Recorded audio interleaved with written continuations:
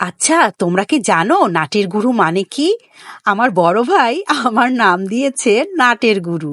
ছোটরা যে যাই করুক, যদি রং খেলে তাহলে সেই দোষ আমার, যদি বাজি ফুটায় তাহলে সেই দোষ আমার, যদি নাচ গান করে তাহলে সেই দোষ আমার, যদি হই হুল্লো করে সব দোষ আমার।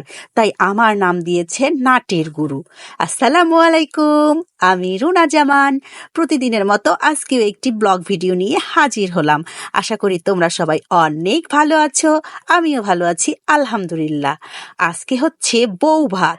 বউ ভাতের দিন রাতে আমরা সবাই মিলে বাজি ফুটালাম, সেই মজা হয়েছে। আর এদিকে তো রান্না বান্না চলছে, রান্না বান্নায় পাহারা দিচ্ছে ওরা।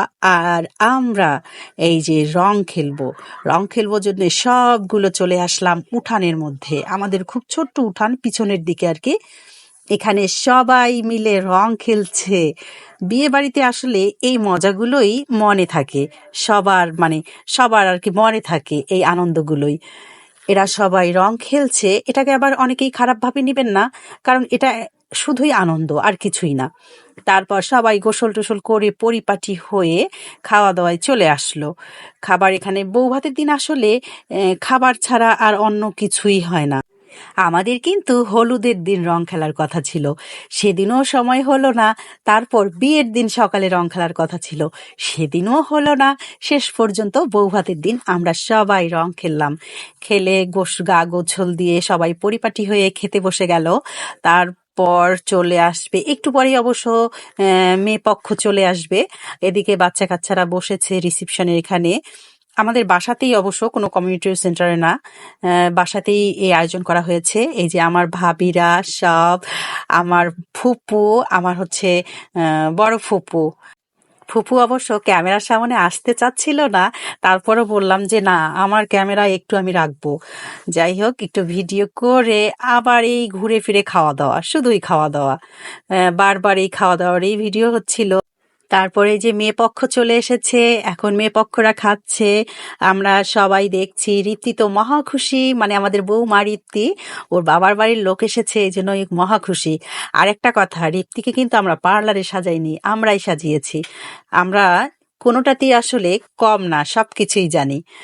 তারপর এই যে বিদায় হবে, এখন ঋত্বি চলে যাবে। আমি আবার ঋত্বিকে বলছি, শোনো, তুমি ওই বাসা থেকে আসার সময় কান্নাকাটি করলা, এই বাসা থেকে যাওয়ার সময় কিন্তু তোমাকে কান্নাকাটি করতে হবে। মানে একটু দুষ্টুমি করলাম। আসলে সব জায়গাতেই বিদায়ের সময় একটু দেরি হয়ই। ওই বাসাতেও যেমন বিদায়ের সময় একটু দেরি হচ্ছিল, এই বাসাতেও বিদায়ের সময় এই যে সবাই আমরা দাঁড়িয়ে আছি, ওরা চলে যাবে সেই নিয়ে, প্রস্তুতি নিয়ে এক এক করে সবাইকে বলতে হচ্ছে, তারপর সালাম করতে হচ্ছে। এইগুলো না আসলে করতে করতেই অনেক দেরি হয়ে যায়। আর হচ্ছে এই যে আমার ভাইয়া, এই ভাইয়া হওয়ার সময় আমি ফার্স্ট ভিডিও ছেড়েছিলাম, তখন আমি নতুন। আমার ভাইয়াটা দেখো আস্তে আস্তে বড় হয়ে যাচ্ছে, ওর জন্য সবাই দোয়া করিও। তারপর হচ্ছে এই যে ঋত্বি বের হয়েছে, ঋত্বি মহা খুশি। আর আমি তো দুষ্টুমি করতেই আছি একটু পর পর। আর ইনি হচ্ছে ঘটক। মানে ঘটককে দেখলেন, আমার ভাবির বড় বোন। উনি খুব ভালো ঘটকালি করতে পারে, তোমাদের যদি কারো প্রয়োজন হয় তাহলে কিন্তু অবশ্যই বলবে। তারপরে যে বিদায় বেলা শুরু হয়ে গেল, সবাই গেটের সামনে চলে এসেছে। আমাদের পুরো বাড়ি সাজিয়েছিল, অনেক ভালো লেগেছে। সবাই আমরা অনেক আনন্দ উল্লাস করেছি। আসলে বিয়ের মধ্যে এই আনন্দগুলোই সারা জীবন মনে থাকে। আর বিয়ে শাদির অনুষ্ঠানেই দেখা যায় সব আত্মীয় স্বজন একসঙ্গে হয়, অনেক ভালো লাগে। সবাই ভালো থাকবেন, সুস্থ থাকবেন, আমার জন্য দোয়া করবেন। আর আমার ভিডিওটা সবাই একটু শেয়ার করে দিবেন। আল্লাহ হাফেজ।